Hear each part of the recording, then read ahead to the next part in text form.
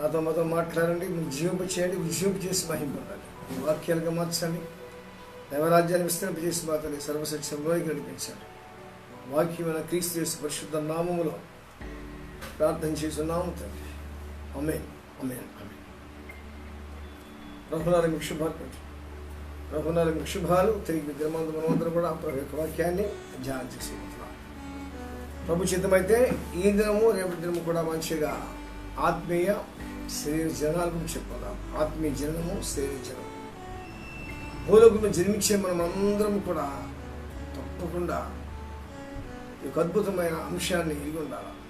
దురదృష్టం చాలామంది వాక్యం విననందున వారు సత్యం తెలియదు. చాలా భయంకరం. వినాలి, క్రీస్తు గురించి మరి ముఖ్యంగా వినాలి. లోకంలో అన్ని విషయాలు వింటారు. చాలామంది క్రీస్తు గురించి వింటారు. ఈ విశ్వాసం మనకు కలగాలంటే క్రీస్తు గురించే మనం వినాలి. ఎందుకంటే ఆయన మాటలు ఆత్మీయ జీవం. ఆయన ఒక్కడే. ఆయనకు ముందున్న వారు కానీ, ఆయనకు వెనుకున్న వారు కానీ, అపోస్తలులు, తన శిష్యులు, ప్రవక్తలు మాట్లాడతారు మాట వాస్తవమే. కానీ ఆ యుగంలో మొట్టమొదటి శతాబ్దంలో యేసు జన్మించే శతాబ్దంలో నిజంగా ఆయన మాటలు విన్న వారు ఎంత ధనువులంటే చెప్పడానికి వీల్లేదన్నమాట. మనం కూడా ధనువులే. ఎందుకంటే ఆయన నిన్న ఉన్నాడు, నేడు ఉన్నాడు, నిరంతరం ఉన్నాడు. ఆయన పేరే ఉన్నవాడు అన్నమాట. సో మనం తిరిగి జన్మించిన తర్వాత వినాలి.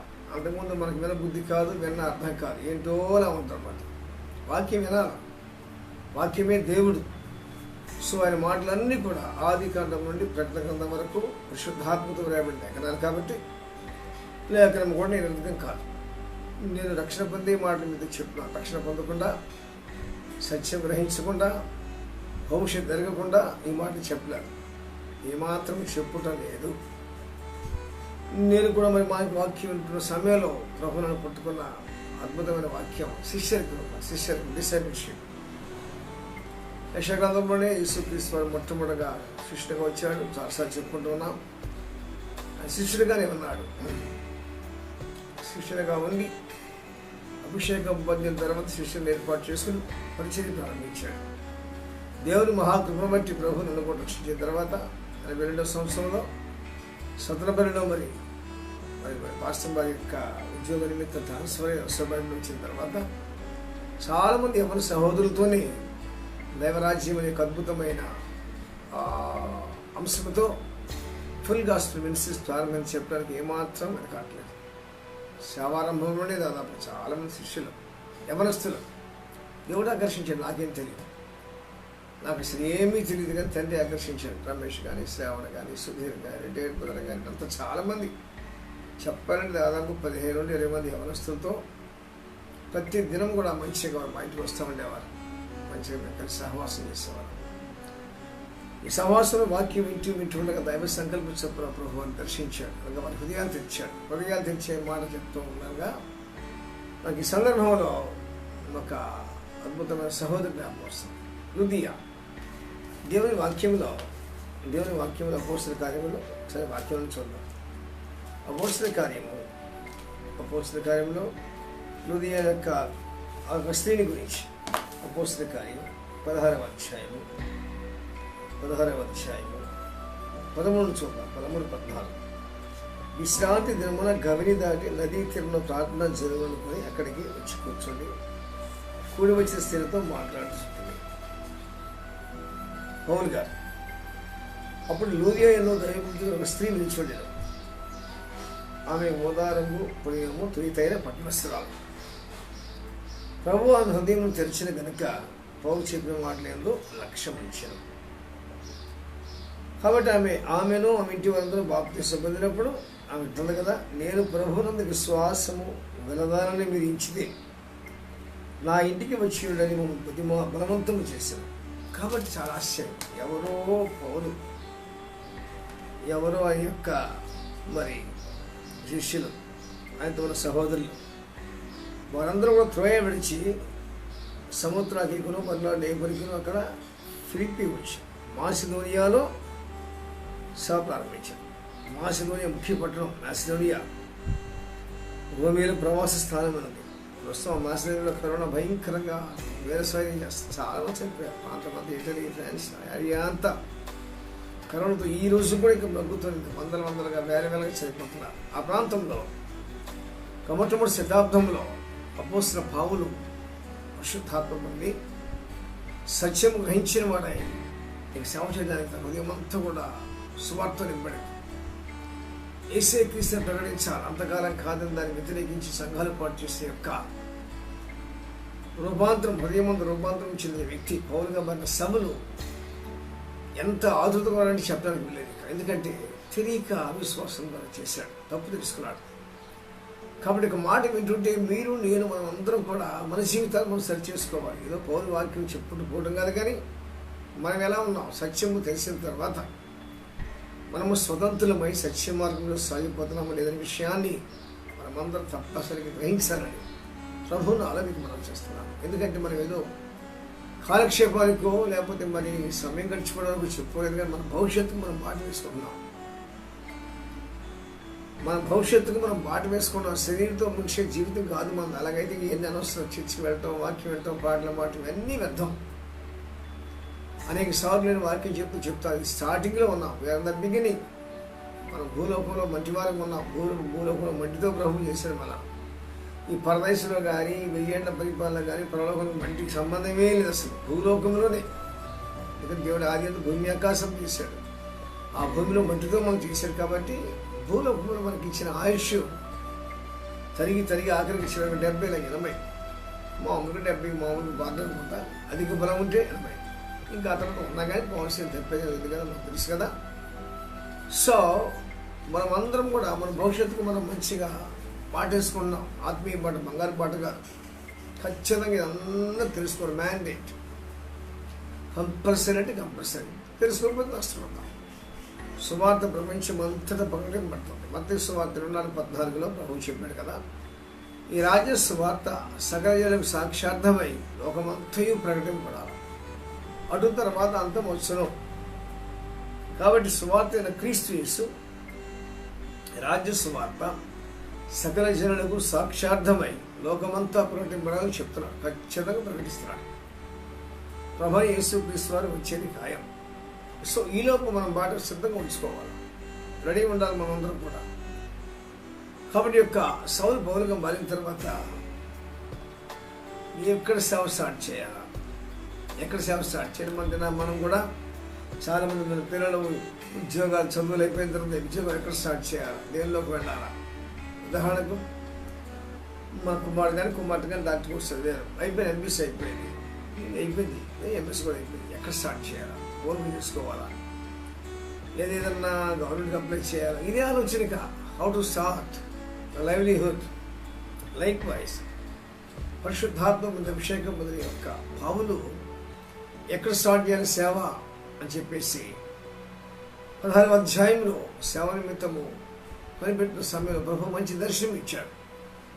మాసిదోనియాకి వెళ్ళి అక్కడ సువార్త ప్రకటించినట్లుగా. We need vision, we need direction of God, we need the holy spirit's direction, otherwise we cannot walk with God and do his work. ఆయన చిత్తం లేకుండా ఆయన పని మనం చేస్తాం. ఈ దినాల్లో జరిగే గొప్ప పొరపాటు ఏంటంటే సేవ చేస్తాం ఉంటారు. ఎక్కడ చేస్తారు, ఎలా చేస్తారు, ఫలిస్తదా చేస్తే అరే ప్రతి ఒక్కరు సేవ చేస్తూ ఉంటారు. కాదు అని అంటే చేయాల్సిందే. కానీ గల్తీ పత్రిక 2వ అధ్యాయం 2వ వచనం మనం చూస్తే అపోస్తలుల పౌలు అంటే దేవదర్శన ప్రకారం వెళ్ళానంటాడు. ద డైరెక్షన్ ఆఫ్ గాడ్, దేవదర్శన ప్రకారం. నేను దేవదర్శన ప్రకారం నష్టపడిన సత్రంబలి రాలేదు. 82 సంవత్సరాలు బాబా అని ట్రాన్స్ఫర్ అయిపోతాను. ఉద్యోగం ఇంతతో పాటు కుటుంబ సమేతంగా వచ్చాను. ఆ తర్వాత అక్కడ ఏదో మంచిగా ఇమాజిజం చేస్తూ ఉండగా అనేక సంవత్సరాలు గడుస్తుండగా ఒక తీర్మానానికి వచ్చాను. మొట్టమొదటిగా నా పుస్తకాల మీద కూడా ఇవాంజలిస్ట్ అబ్రహాం సోదాకుడు, ఇవాంజలిస్ట్ సువార్థికుడు ఎక్కడ చేరుకోవచ్చు, ఎక్కడ వాక్యం కోసం. ఐఎమ్ నాట్ షెపర్డ్ కాబట్టి కాదు. కొద్ది కాలమైన తర్వాత, సంఘమైన తర్వాత అప్పుడు నేను మంచిగా ప్రభు యొక్క చిత్త ప్రకారం, దర్శన ప్రకారం చిన్న సంఘాన్ని స్టార్ట్ చేసి ఫుల్ గాస్పెల్ మినిస్ట్రీ.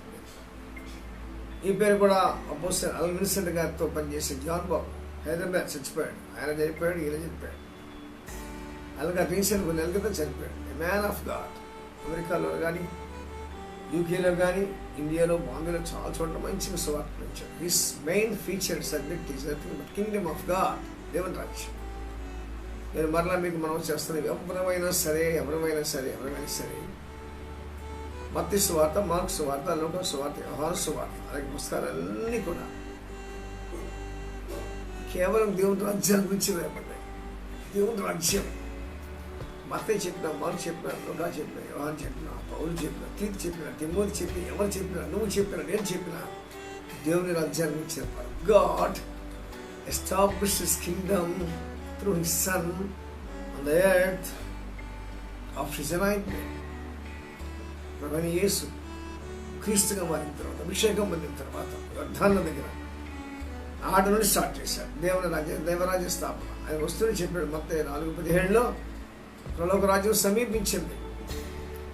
ఆ రాజ్యం ముందు మనకు రాజ్యం ఉంది, అదే సాతాను రాజ్యం, అంధకార సంబంధమైన రాజ్యం, చీకటి రాజ్యం, ఇబ్బంది రాజ్యం, శోధన రాజ్యం, శ్రమల రాజ్యం, మరణ రాజ్యం, నేతల రాజ్యం. ఫౌండర్ సాతానే. ఎవరితో స్టార్ట్ చేశాడు? ఆదాము.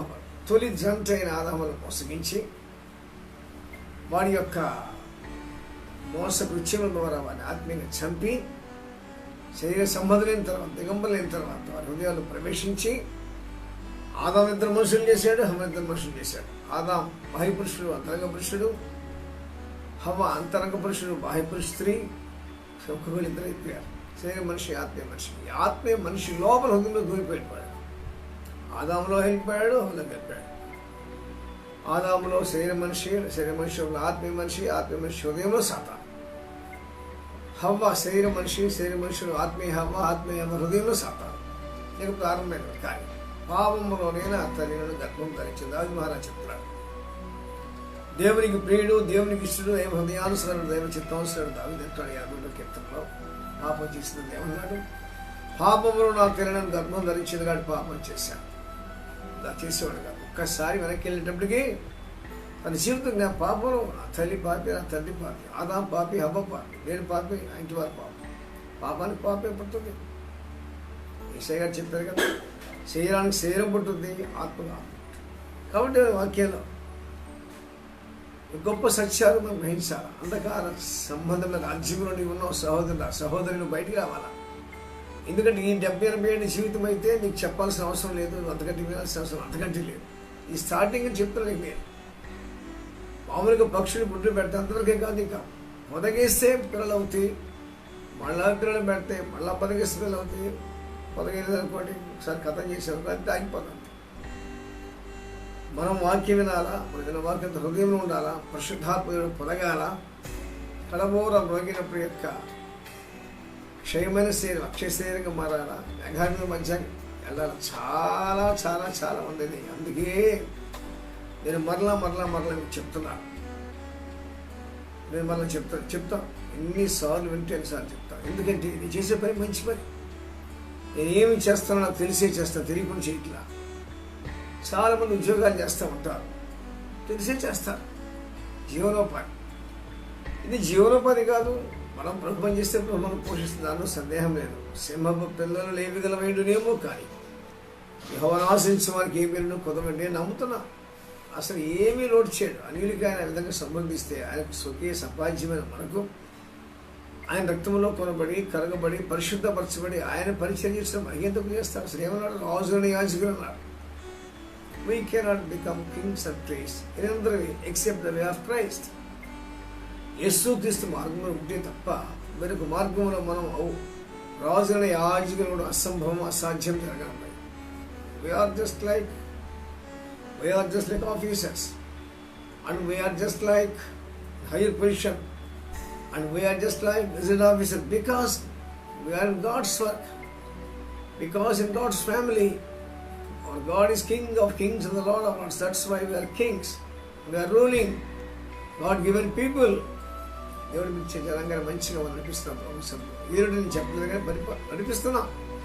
దేవరాజ్యం నడిపిస్తున్నా. నేను చెప్పే మాటల్లో జీవముల యేసుక్రీస్తు మాటలే కదా, నా సొంత మాటలు కాదు. సో ఇక్కడ సేవ ప్రారంభమైంది. పౌలు గారి సేవ ప్రారంభమైనప్పుడు వారి వెంటనే చక్కగా ఇక మాసిదోనియాకి వచ్చి వాక్యం చెప్తున్నారు. 14 వచ్చి లూదియానికి దైవభక్తిగా ఉన్నారు. దేవుడు ముందుగా ఏర్పాటు చేసుకున్నాడు. యుమ్ముని అన్యాయాలు ఏర్పాటు చేసుకున్నాడు. పౌలు సేవారంభంలో మంచి వస్తీని ఏర్పాటు చేసుకున్నాడు. మాసిదోనియాలో నదీ తీర ప్రవాసంలో వాక్యం చెప్తుండగా లూదియా అనే ఒక స్త్రీ వింటూ ఉన్నది. ఆమె చిన్న వ్యాపారం చేసుకునే మనిషి. వెళ్ళిపోవాల్సింది ఆమె వెళ్ళకుండా ఆగిపోయింది. ఎందుకు ఆగిందంటే చిన్న మీటింగ్ చూసింది. So she attends the meeting వెళ్ళి వాక్యం వింటూ ఉంది. అసలు స్వభావ సిద్ధంగా భక్తిగల స్త్రీ. కొన్నేళ్ళు యొక్క దైవజనుడు అన్యుడే భక్తిగల సహోదరుడు, భక్తిగల వాడు. కుటుంబాలందరితో ప్రార్థన చేస్తాడు. ఏ విధంగా ప్రార్థన చేయాలో తెలియదు. వెంటనే దేవుడు దూతను పంపి మార్గం సరళం చేశాడు. ఈ ఒక స్త్రీ, నువ్వు సహోదరువి లేదా సహోదరువి, నేను ఒకరిని, మనం అందరం కూడా we are in the vision of God. I am on the side of God to be with Him on earth for 80 years and with Him in paradise and in millennium finally in heaven forever and ever. This is the vision of whole vision of God if you understand. ఇది సంపూర్ణ దర్శనం. కానీ we are prepared by dust from earth. వాక్యంలో మనం అందరం కూడా made by Japan, made by Germany, made by China, we are seeing the articles చూస్తున్నాం. Okay, ఇవన్నీ మట్టి పడతాయి. బట్ అవుట్ ఆఫ్ డస్ట్ మనం అంతా కూడా మట్టి నుండి, దుమ్ము నుండి, మట్టి నుండి తీయబడ్డాం. కానీ మన దేవుడు మట్టిని మహిమగా మార్చే దేవుడు, సూర్యుడి నుండి సృష్టించే దేవుడు, నినివాడుగా పిలిచే దేవుడు, అసాధ్యమైన మృతులు సజీవులుగా చేసే దేవుడు మనకు తండ్రిగా, అండగా, కొండగా, కోటగా ఉంటే ఇక మనకేమి లేదు. నాకేమి కొదువా నా వద్ద ఉండాలి. చక్కని పాటలు పాడు. అసలు దిగులే ఉంది. రోమా 8:31 కూడా ఇట్లుండగా ఏముందు యెహోవా మన పక్షం ఉండగా మనకు విరోధి ఎవరు? ఇవన్నీ జ్ఞాపకం చేసుకోండి. ఎంత ధైర్యం మనకు. వాక్యం చెప్తాం. ఏం చెప్తుంటే వాక్యం? యేసే క్రీస్తు ఆయన వడ్లవారి కుమారుడు కాదు. నేను దహించక పొరపాటు సంఘాలు పాటు చేశాను. భయంకరమైన పాపిని ప్రభువును క్షమించాడు. సత్యం తెలుసుకున్నాను. కాబట్టి సత్యం తెలియక ముందు ఎంత భయంకరమైన వేదంతో సంఘస్థాపన కోరుకున్నాను. సత్యం తెలిసింది మరి ఎక్కువగా ఆత్మల రక్షణ కోసం కోరుకున్నాను. చెప్పే వాక్యం చెప్తుండగా చాలా మంది విన్నారు. అందులో ఒక స్త్రీ ఉంది, భక్తి కలిస్తే లూదియా, ఆసియాలో మొట్టమొదటి ప్రథమ ఫలం దైవరాజ్యంలో జన్మించిన తొలి స్త్రీ లూదియా. చిన్న వ్యాపారం చేస్తున్నాడు. So she was saved. అలా వాక్యం వింటుండగా ప్రభువు చేసే కార్యం ఏంటంటే ప్రభు ఆయన హృదయం తెచ్చారట. వండర్ఫుల్ క్రిసాట్. సో వాక్య హృదయం తెలుసుదట. మనకు తెలుసు కదా, ఆపరేషన్స్ జరుగుతాయి. మేజర్ ఆపరేషన్స్ ఉంటాయి. గట్టి ఆపరేషన్, చెవి operation, stomach operation, varieties of operations. Operation theatre సరిగ్గా ఆపరేషన్స్ చేస్తాం. చిన్న బ్లేడ్ తీసుకొని సరిగ్గా ఓపెన్ చేసి ఆపరేషన్ చేస్తారు. అలాగే యొక్క అపోస్తల పౌలు బాగా కట్టడానికి నూరి రెడీగా పెట్టుకోండి. ఏం కట్టడం? మరి వాక్యమనే కట్టడం. 2 అంచెలు కట్టడం. ఎవరి వాక్యము? 2 అంచెలు కట్టడం. ఇటువంటి కట్టడం కట్టిన వాడికి వండి ప్రాణము, ఆత్మను, కీడనము అని విభజించబట్టు కోర్చి హృదయంలోనికి వెళ్ళింది. హృదయంలోనికి వెళ్ళాలి. హృదయంలోనికి వెళ్ళాలి. చాలా మంది వాక్యం చెప్తున్నారు. డాక్టర్ నేను పేపర్లో చదివాను. ఒక అప్తాల మనిషి కంటి డాక్టర్ కుడికనికి ఆపరేషన్ చేయాలి. పన్ను స్పైర్ అయిపోయింది. పన్ను తీసేసి ఏదో గుమ్మకన్ ఇంకొక్కరే పని చేస్తుంది. కుడికన్ను ఆపరేషన్ చేసి దాన్ని యూజ్ చేయాలి. బై మిస్టేక్ డాక్టర్ ఎడంకన్ను ఆపరేషన్ అది కూడా తీసేసాడు. కుడికన్ను ఎటు లేదు, ఎడంకన్ను కూడా లేదు. చాలా భయంకరం. కన్ను ఆ సూచన సెవెన్ తీసేసిన తర్వాత 2 కళ్ళు పని చేయట్లేదు. ఏం జరిగిందంటే తను చేసిన తప్పు నాకు తెలుసుకున్నాడు. కుడికన్ను ఆపరేషన్ చేయాల్సింది, ఎడంకన్ను ఆపరేషన్ చేశాడు. అలాగే అభిషేకం లేకుండా వాక్యం బోధించే వాళ్ళందరూ కూడా అనుకుంటారు వారు ఏం చెప్తారో వారికి తెలియదు, వినేవారికి అంతకంటే తెలియదు. నువ్వు దారి చూపించాలంటే ముందు నువ్వు దారి ఎరిగిన వాడవై ఉండాలి. నువ్వు ప్రభుని చూసిన వాడవైతేనే చూపించగలవు. లేకపోతే నువ్వే చూడకుండా వాళ్ళేం చూపిస్తావు? ఏసై సార్లు చెప్పాడు, వైద్యురా ముందును స్వస్థపరుచుకో, తర్వాత రోగుల సంగతి చూద్దాం. మనమందరం కూడా ఆత్మ సంబంధం వైద్యులం. లూదియా శరీర సంబంధంగా excellent. She is good in health, physical body. Whereas she troubles with inner woman. అంతరంగంలో చాలా పోరాటం, బాధ, వేదన ఎన్నో చాలా ఉన్నాయి. ఆమె వింటున్న వాక్యం, తగిన సమయం, తగిన బోధకుడు, చాలా అద్భుతం.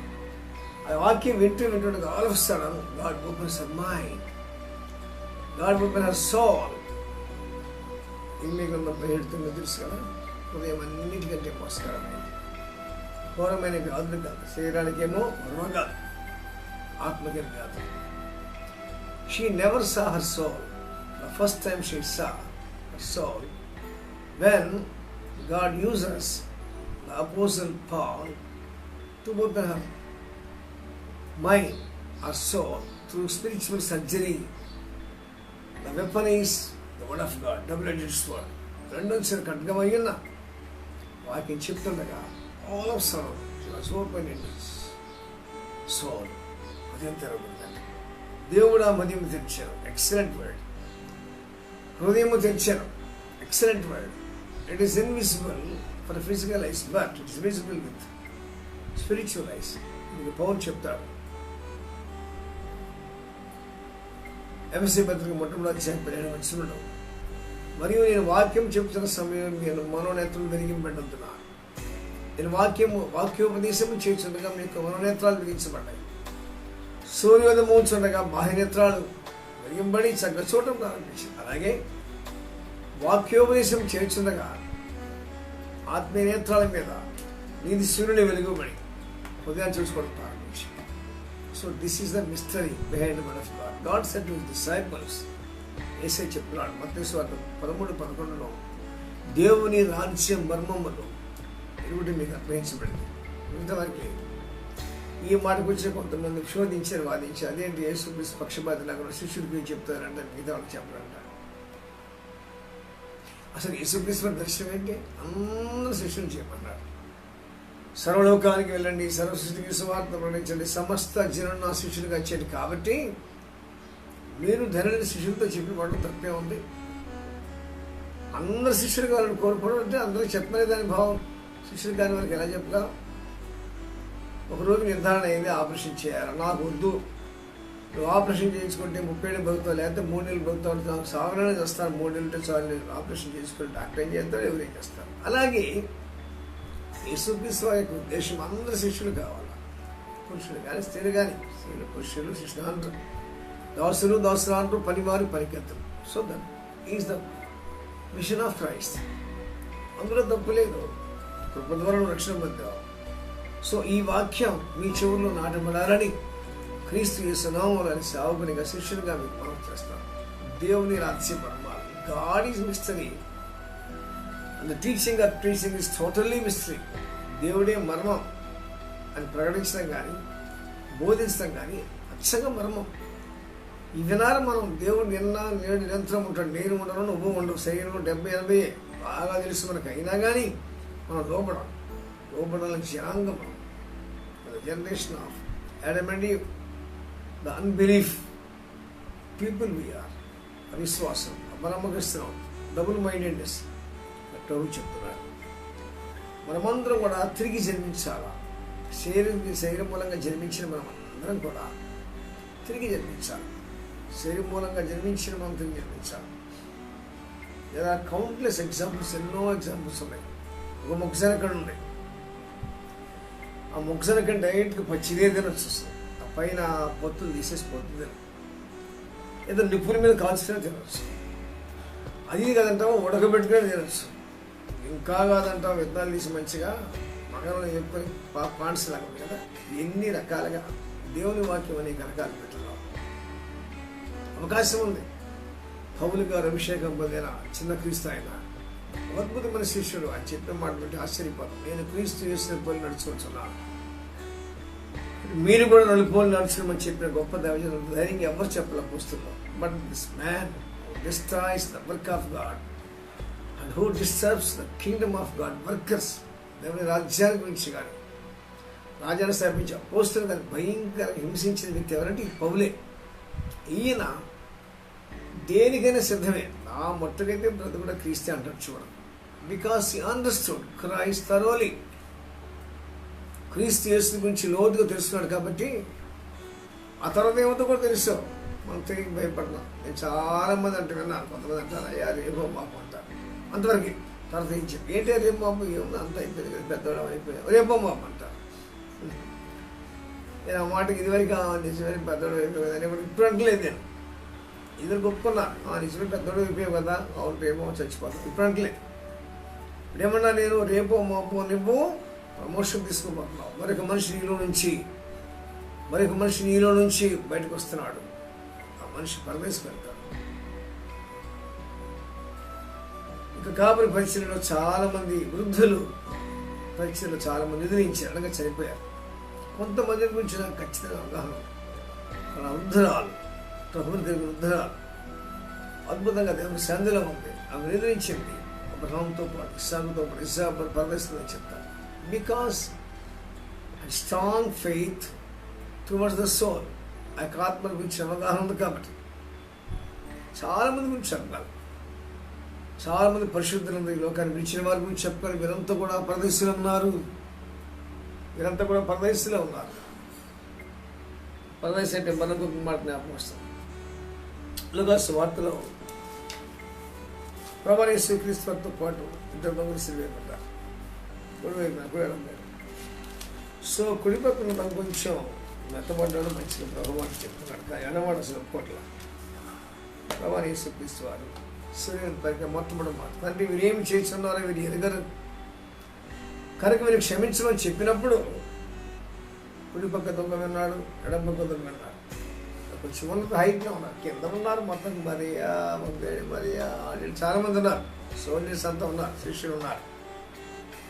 సో ఆ యొక్క 7 అడుగులు లేదా 9 అడుగులు ఎత్తున్న ఒక ముగ్గురు మధ్యలో ప్రభువైన యేసుక్రీస్తు వారు ఆ మాట విన్నారు. ఏంటి తండ్రి వీరు ఏం చేస్తున్నారో వీరు ఎరగరు కాబట్టి వీరికి క్షేమం.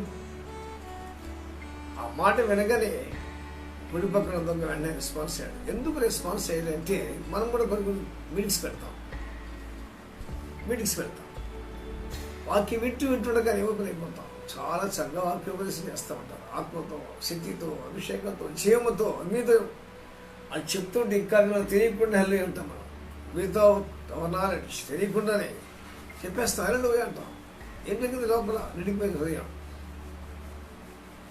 ప్రభు పలికిన మొట్టమొదటి శిరవ మీద, తండ్రి వీరేమి చేయించున్నారో వీరు ఎరుగరు వీరు. సమస్తం ఎరిగిన క్రీస్తు తాను చెప్పిన మొట్టమొదటి మాట, మీరు ఏమి చేయించున్నారో వీరు ఎరగరు. ఇప్పుడు ఇదే మాట మనం కూడా వాడతాం. ఎందుకంటే మనం రక్షణ పొందాము. మన కోసం ప్రభు చనిపోయారు, మన కోసం ప్రభు తిరిగి లేచారు. ఆ వాక్య భావం మనకు తెలియచేశారు. మనకు కూడా మంచి మనసు ఇచ్చారు. క్షమాపణ వార్త. ఇంతకుముందు ఎన్నిసార్లు క్షమించాలా, ఎన్నిసార్లు క్షమించింది అనేవాళ్ళం. కానీ ఇప్పుడు ప్రభు మనలో ఉన్నాడు కాబట్టి మనం ఆయన ఏకమైన ఎన్నిసార్లు క్షమించాలా. ఒకసారి దుడుగు పేతులు అడిగాడు, మా సహోదరుడు నా ఇళ్ళ తప్పితే ఎన్నిసార్లు క్షమించాలా ప్రభు అడిగితే ప్రభు జీవితాంతం 70 ఏళ్ళ మాట ఒక 40, 50, 70 సార్లుగా నువ్వు క్షమించావంటే నీకు అలవాటు అయిపోతుంది. అలా ఒకే పని 10 చేస్తుంది, అలవాటు అయిపోతుంది. దైవజన్ అంత సహనం ఉండాలి. ఒకసారి మనం మోషే గారిని జ్ఞాపకం చేసుకుంటే ఒక 100 మంది సంఘాన్ని నడిపించడానికి బాగా ఇబ్బంది అయిపోతుంది. చాలా ఇబ్బంది అయిపోతుంది. మరి నీ లక్షలాది జనాంగాన్ని ఎలా నడిపించేటంటే అందుకే కాబోలు ప్రభు దేవుడు అన్నాడు, మోషే మిక్కిలి సాత్వికుడు, నా ఇల్లంతులో నమ్మకస్తుంది. మోషే మిక్కిలి సాత్వికుడు, ఈజ్ ఆఫ్ వీక్నెస్. పాత నిబంధనలు ఎవరైనా సాత్వికుడు అంటే మోషే. కొత్త నిబంధనలు ప్రభువారు చెప్పేది సాత్వికుడు, నేను నమస్కారవాడు. సరే మీరు ఎలా ఉన్నారు, నేను ఎలా ఉన్నాను? సాధ్యంగా ఉన్నా మనం షార్ట్ టైం అనగా బీపీ పెరిగిపోతుంది, రైస్ అయిపోతూ ఉంటాం. It's too much. ఎందుకని అయిపోతుంది? ఎందుకో let us control yourself. You cannot control yourself without God, without the word of God. దేవుడు నీలో ఉంటే కంట్రోల్ అయిపోతాం ఆటోమేటిక్. సో ఈ మాట వింటూనే కుడి పక్కన వాడు రెస్పాండ్ అయ్యాడు. ఏమన్నాడు? 42 చూడండి. లూకాసు వార్త తెలిసిన వాక్యం ఒకసారి జ్ఞాపకం చేస్తాను. లూకాసు వార్త 23:42 యేసు, నీవు నీ రాజ్యములోనికి వచ్చినప్పుడు నన్ను జ్ఞాపకం చేసుకున్నాను. అందుకు యేసు వారితో కాదు, వారితోనే, కుడి పక్కన దొంగతోనే, ఓనర్గా వాటితో మాట్లాడలేదు. ఎందుకంటే is rebel. Is not for heaven, is not for paradise, is not for the kingdom of God, is absolutely for hell. That's why is different. But the man who the right side of the Christ, యేసు నీవు నీ రాజ్యములోనికి వచ్చినప్పుడు జ్ఞాపకం చేసుకుంటాం. 43 అందుకు యేసు వానితో నేనే నీవు నిశ్చయముగా నాతో కూడా పరదేశంలో అని చెప్పాడు. Was very much happy. It was replied by Christ, the crucified Christ on the cross. నేనే నాతో కూడా పరదేశంలో ఉంటాం. చాలా ఆశ్చర్యం, చాలా చాలా ఆశ్చర్యం. ఆ చివరి క్షణంలో కూడా ప్రభువైన పరలో క్రీస్తు యేసు ఒక ఆత్మ, నశించిన ఆత్మ, సాతాను రాజ్యంలో బందీగా ఉండి పాపాలు చేసి దొంగతనాలు రకరకాల పాపాలు చేసి బందీలుగా ఉండి భయంకరం నరకానికి సిద్ధపడిన యొక్క పాపిని ప్రభు యేసు క్రీస్తుని అడిగిన తోడని వెంటనే ప్రభు క్షమించాడు. నేడే నాతో కూడా పరదేశం ఉంటాం. సరే, మంచిది. ఇది మొట్టమొదటి మాట. 7 మాటలు అయిపోయింది. సాయంకాలం 3 గంటల సమయం. ఆ సమయంలో సైనికులు వచ్చేసాక, అది శుక్రవారం కాబట్టి, మహాదినం కాబట్టి వీళ్ళు మరి శిలువల మీద ఉంటే మంచిది కాదని ఆ పరిశోధన శాస్త్రులు వాళ్ళ మత ప్రకారం కాళ్ళు వెనకొట్టి దించాలని చెప్పారు. సరే, సైనికులు ఇచ్చారు. ఎడమని కాళ్ళు విరగొట్టారు, చేతులు విరగొట్టారు. కుడివాని చేతులు కాళ్ళు కూడా విరగొట్టినా కానీ he has some joy.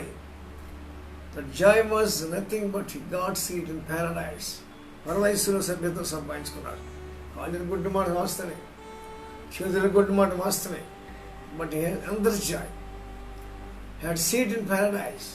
సహోదరుడు, సహోదరి, మామూలు విషయం గారి చెప్పే మాట కాలక్షేపం చెప్పలేదు. నువ్వు నమ్మినా నువ్వు నమ్మకపోయినా జరగబోయింది. ప్రపంచంలో ఒక్క మనిషికి అర్థం కావట్ల కరోనా గురించి. It's not even one.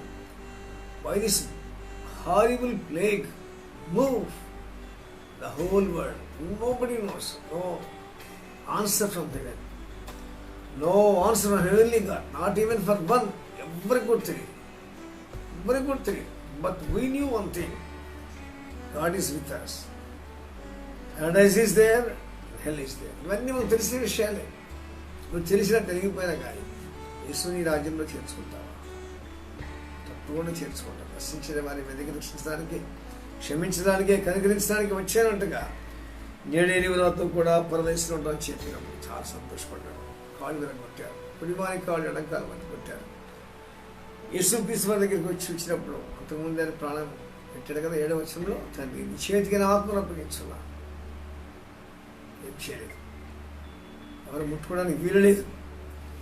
ఆయన కాళ్ళు విరగొట్టబడలేదు. పస్కా పశువులకు ఎముకలకు ఎముక ఎరవబడలేదు. ఆ పస్కా పశువు నీ క్రీస్తు, నా క్రీస్తు. సో తిరిగి జన్మించాలి. శిలువ మీద దొంగ తిరిగి జన్మించాడు. హల్లెలూయా. ప్రార్థన చేద్దాం. ప్రభు వాక్యం ద్వారా మా అందరితో మాట్లాడి మమ్మల్ని మా తండ్రి ప్రియులకు ఇష్టంగా మార్చండి. వాక్యాలుగా, లేఖనాలకు మార్చండి. క్రీస్తు పరిశుద్ధ నామములో ప్రార్థన చేసి నామం